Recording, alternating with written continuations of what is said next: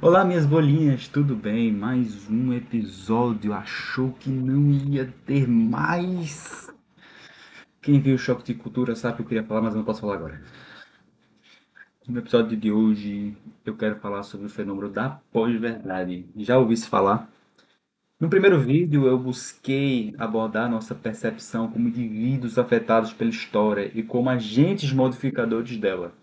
Já no segundo vídeo deste canal, foi abordado como nossa memória individual e coletiva impacta diretamente a nossa realidade e nosso comportamento diante dela. Agora, eu gostaria de abordar como lidamos com as informações que recebemos diariamente. Como assim? Você tem reparado, por algum acaso, que nos últimos anos a gente tem passado por pequenas modificações, coisa besta, na forma como a gente tem se relacionado com as informações que chegam na gente diariamente? Para os nascidos nos anos 90, nos anos 80, vocês podem recordar que antes da gente receber as informações por meios ditos oficiais.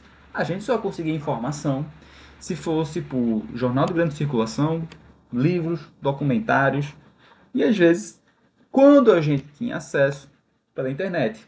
E não era nem tão confiável assim, não tinha essa atratividade que temos hoje e essa questão de ser comum a publicação de publicações de jornais e artigos científicos na internet. Eu lembro muito bem quanto essa questão do jornal, que quando dava o jornal das 8 horas, o jornal da Globo das 8 horas era o som que era para ir dormir. Então já sabia, aquele sonzinho, assim, bota aí, Valdes Clay.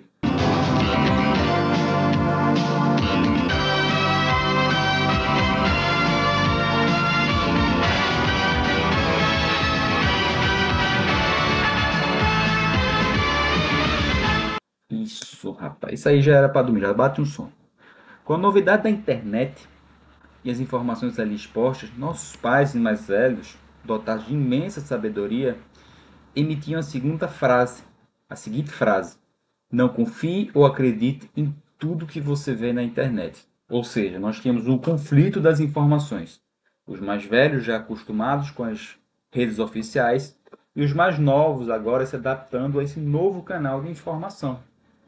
Onde os mais velhos diziam aos mais novos que já tinham acesso maior a essa tecnologia que estava muito recente, dizendo, olha, isso aqui dê uma conferida antes, porque não tem um respaldo de um canal oficial, de uma pessoa estudada da área.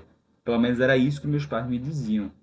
E, inclusive, brigavam comigo e com minha irmã. Nesse sentido, a frase dita por nossos pais, nossos avós e, quem sabe, nossos irmãos, de dizer não acredite em tudo que você vê na internet, é de uma instrução basilar tão elementar quanto um nível de compreensão quando Bourdieu diz que é para ler, tá no post-it? Tá. Os circuitos de consagração social serão tanto mais eficazes quanto maior a distância social do objeto consagrado. Pronto, pode ir embora. Era só isso? Meu irmão, bicho, eu trabalho hoje. Tu me chamou aqui só para ler um post-it. Irmão, não acredito nisso não, cara. Cara, eu trabalho hoje. Putz, olha, tu é um tabaco. Todavia, por mais que aquilo que não acredito tudo que vê na internet se iguala àquilo que é elementar igual àquilo que Bourdieu diz, aconteceu e acontece algo no meio dessa história que agora é necessário a gente reforçar essa percepção, essa instrução questionadora, essa criticidade que antes era um senso comum.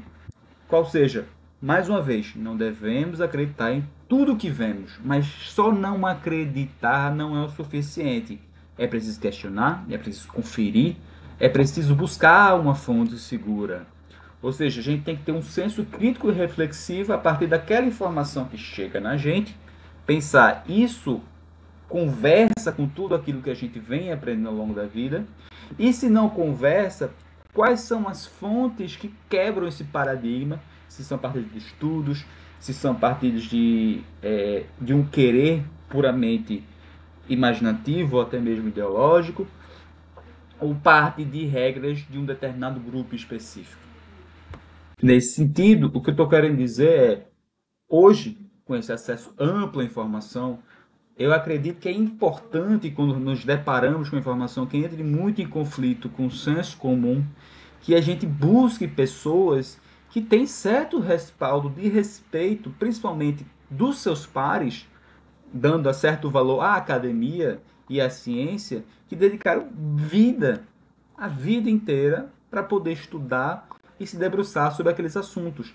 Não que isso torne aquela informação e aquilo que aquele autor traz como imutável e incapaz de sofrer qualquer crítica, mas nos dá aqui, para nós que estamos dotados de de um certo senso comum quanto àquele assunto, uma certa segurança. E deixar a mente aberta para poder aprender com outras fontes para além daquelas que chegam até nós. Nisso, das fontes oficiais, da unicamente tratativa com fontes oficiais, agora com as fontes provenientes da internet, que também são oficiais, mas também provenientes de pessoas e lugares que não têm de forma determinada certa segurança ou até mesmo boas intenções naquilo que falam, o que mudou na nossa relação, que nós deixamos de questionar e começamos a acreditar em tudo que chega até nós. O que mudou? Antes do desenvolvimento tecnológico dos smartphones e o aumento da velocidade da capacidade de comunicação através da internet, tínhamos uma relação de limitação e interrupção com as informações recebidas. Como assim? Chega mais. Novamente, eu vou puxar para a galera um pouquinho mais velha e para os mais novos eu vou explicar. Vocês vão se recordar, a galera um pouquinho mais velha, que está agora, por exemplo, nos seus 30, 25, 26. Vocês vão se recordar que quando a gente desejava ter acesso a alguma informação, a gente precisava de um certo esforço e tempo para adquirir ela. Como assim? Caso a gente quisesse ver um filme ou um documentário, a gente precisaria ir em uma locadora. Mais novos, locadora é tipo uma Netflix, só que física. Você vai ter literalmente várias capas de filmes, umas caixinhas onde tem um CD dentro, que lá você alugava, a pessoa tinha um proprietário daquela caixinha com aquele CD, você ia lá, escolhia com a sua família naquele quadrado, naquela loja. Eu chegava lá, alugava na sexta-feira a promoção, se não me engano, 3 filmes pelo preço de um. Eu não me recordo muito bem agora. E você passava o final de semana inteiro com aquele CD, aquele DVD, e na segunda-feira ou no domingo você devolvia. E assim você tinha acesso, porque às vezes o DVD era muito caro, você não tinha como ter ele em casa só para você. Fechou? Deu para entender o que é uma locadora? Uma Netflix física. Basicamente isso. Nisso, você tinha que se deslocar até lá. Você precisa ir até a locadora. Você não pegava simplesmente seu celular e escolhia seu filme e começava a ver seu filme. Você tinha que parar, quem sabe, cogitar que lá já tem aquele filme que você deseja, ou mais, literalmente você chega lá, você vai andando até algumas vezes para quem tinha mais acesso e mais condições. Ia de carro, ia até a sua locadora, chegava lá e ia ter as categorias de filmes disponíveis naquela locadora. E que também poderia ter filmes que não teria em outra locadora. Aí você chegava lá, via e escolhia.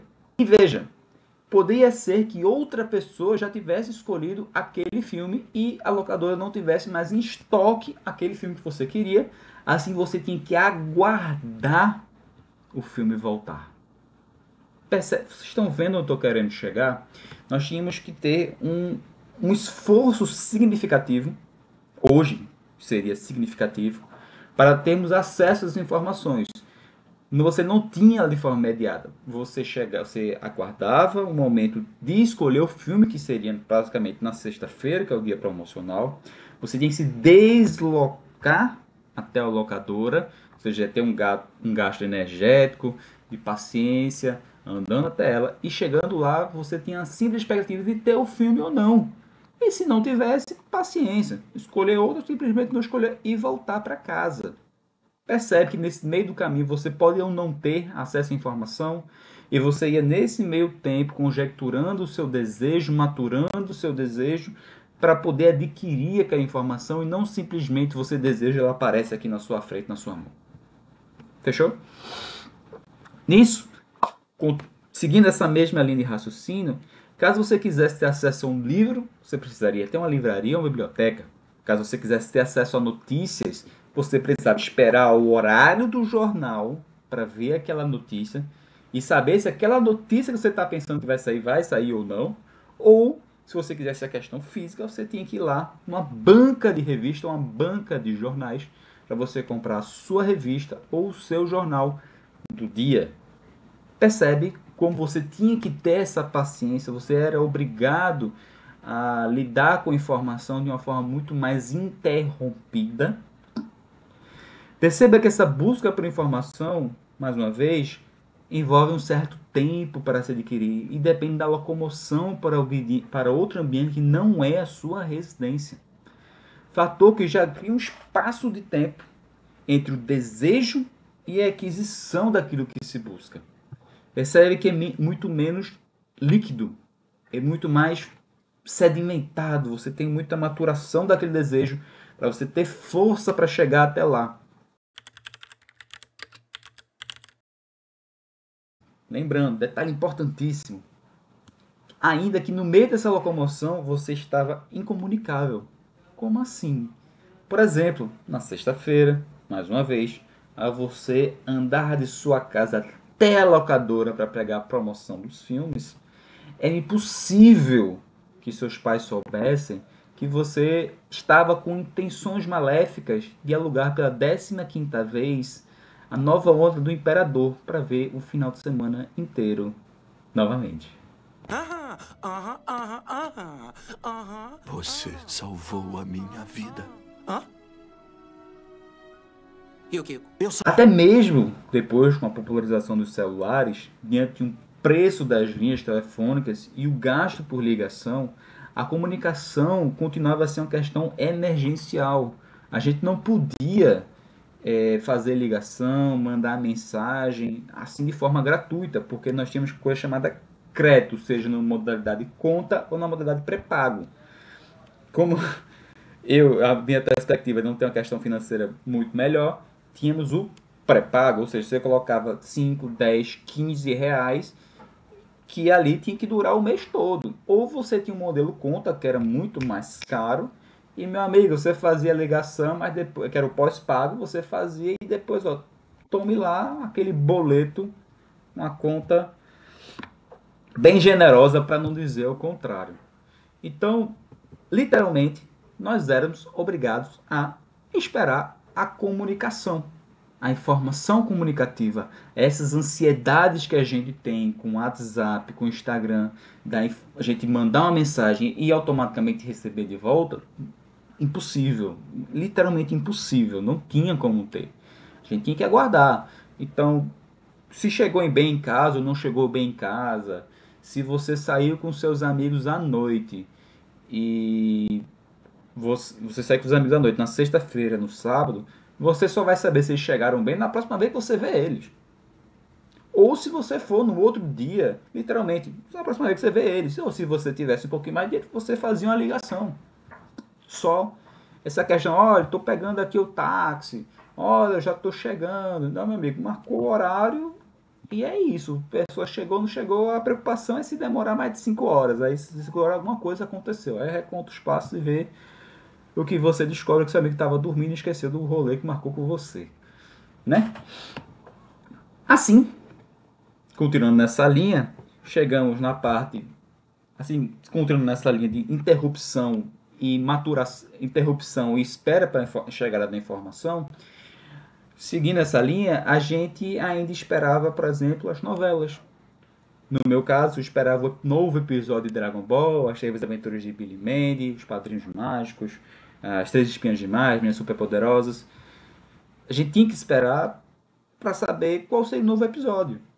Nos casos mais velhos que viam as séries, eu lembro muito do Lost, que era muito concorrido na locadora para meus primos mais velhos iam lá para pegar, quando não esperava passar na televisão aberta. Ou seja, em parte da nossa atenção e nosso foco ficava dedicada a essa ou aquela coisa, por pelo menos uma semana. A gente ficava matutando com a gente o que é que ia acontecer, quando não tinha um spoiler do filme do episódio do Dragon Ball dizendo que Frieza morre, sabe? A gente ficava matutando durante essa uma semana o que é que vai acontecer.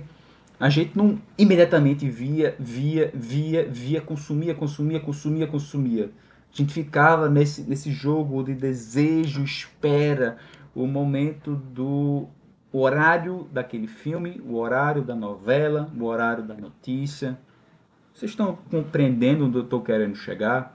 Da questão da imediaticidade dessa relação informacional que nós temos.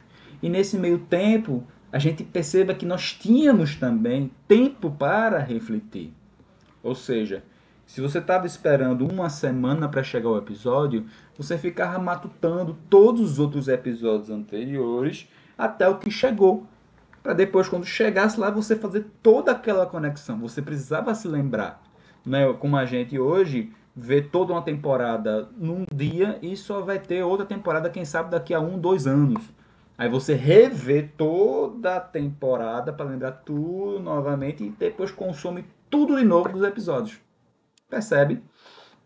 Então essa retenção de informação hoje já não se mostra tão necessária assim. Além de que somente sabíamos que determinada temporada do programa de televisão tinha acabado quando anunciado.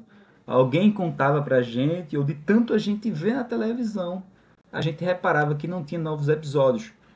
Então a gente, como não tinha esse contato direto com as notícias específicas sobre determinada produção, a gente ficava no limbo. Então se ia ter nova temporada, não ia ter nova temporada, não tinha como se saber. Essa era a verdade.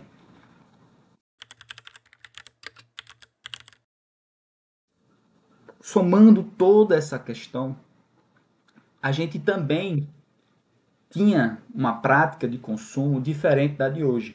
Enquanto hoje o nosso consumo se torna basicamente digital, tudo aquilo que nós consumimos informacionais fica aqui ou no computador para quem tiver armazenado. Um pouco antes nós tínhamos a materialidade, nós tínhamos o tato daquilo que nós adquirimos. Como assim? Nós tínhamos a prática de consumir artigos informacionais ou até mesmo de lazer. Muitas pessoas juntavam em suas casas, para além de bibliotecas, que eu acredito que seja o mais comum, estantes com filmes, com CDs de música, como não eram questão dos vinis, revistas e, por vezes, alguns jornais. Veja que essas informações e artigos não poderiam ser encontrados em qualquer lugar. Alguém de sua convivência precisaria ter. Então, por exemplo, você está afim de escutar um CD do. Eu lembro muito bem isso, eu tenho um amigo de infância, Felipe, e ele gostava muito do Mamonas Assassinas e ele não tinha o CD. A gente tinha aquele CD que eu adorava escutar, que era o símbolo da Volkswagen, só que o fundo era laranja e o W era preto. E eles não tinham CD, porque tinha perdido, tinha emprestado e alguém não tinha de volta. E ele me pediu emprestado para escutar, ele só para constar ele devolveu. Mas veja como é interessante, a pessoa não tem aquele artigo, ele não tem condições de comprar um novo, não sabe, ou questão não tem onde vender, ele vai lá e ó, pede emprestado a você. Você percebe que aqueles artigos, aquelas informações, você adquirir, você tem uma certa valorização social pela detenção daquele objeto. Compreende? Então você ser possuidor de uma biblioteca de uma biblioteca de livros, uma biblioteca de CDs, uma biblioteca de filmes, lhe destacava dentro do meio social. Coisa que hoje está se tornando mais evidente novamente. Por quê? Agora que é tudo digital, a modalidade de consumo se alterou ao ponto que nós começamos a nos livrar do material e migrando automaticamente para o digital. Contudo, alguns filmes, eu vou dar um exemplo bem que me perturbou nesses últimos tempos, é a questão do filme Idiocracia, que não consigo encontrar para assistir na internet, sem que seja, eu acho que nem alugando, eu tentei alugar, eu também não consegui, não tinha disponível. Ou seja, mesmo com toda essa liberdade tecnológica, essa suposição de que tudo que foi transferido para a internet estaria possível ao seu toque, fica limitado, primeiro, àqueles que conseguem pagar e não é mais seu. Você aluga para ver uma única vez, depois de você não tem mais. Ao passo que o valor desses filmes decaiu significativamente. Só porque está na internet não quer dizer que você vai ter automaticamente acesso a ele. Ao passo que quando, por exemplo, na questão de ensino, de querer dar aula, ou até mesmo marcar um momento para se ver filmes, ficamos na dependência diferente. Aí você diz, Cláudio, mas na locadora era a mesma coisa? Não necessariamente, porque mesmo a gente comprando hoje, por exemplo, um filme, fica restrito àquela ou esta conta. A gente precisa todo um trâmite de confiança, de passagem de senha, e-mail, para que outra pessoa tenha acesso àquele artigo informacional de lazer que a gente tem. Diferente de a gente simplesmente emprestar para a pessoa. Compreende? Então, pensando por uma perspectiva saudável, lembrando, desse consumo de artigos físicos, essa questão de consumo que eu trouxe agora de novo, é uma perspectiva saudável. Uma vez que já o filme Clube da Luta, em 99, já realizava um senso crítico ao estímulo de consumo exacerbado desses artigos, sejam de informacionais, sejam simplesmente estéticos e de qualquer outro, simplesmente o consumo desenfreado. Ressaltando que, além de sermos brutalmente estimulados por aquilo ali, essa nossa percepção de que quanto mais consumirmos artigos físicos, mais seríamos relevantes ou diferentes socialmente. Veja, não é que não temos essa relevância, não tínhamos essa relevância, mas ela não nos definia como um todo. Era simplesmente uma parte ínfima daquilo que nós podíamos contribuir para a comunidade que estávamos inseridos. Beleza? Sendo assim, as coisas foram mudando. A tecnologia avançou em alta velocidade, que o acesso à informação que antes precisava de certo esforço e mesmo assim ainda era limitada, agora é acessada de forma muito fácil, de qualquer lugar, de qualquer momento, ao ponto comum de acesso imoderado das informações. Ao passo que as pessoas ficam tão viciadas em querer ter informações o tempo todo, que até mesmo no meio de uma conversa ficam vendo outras informações.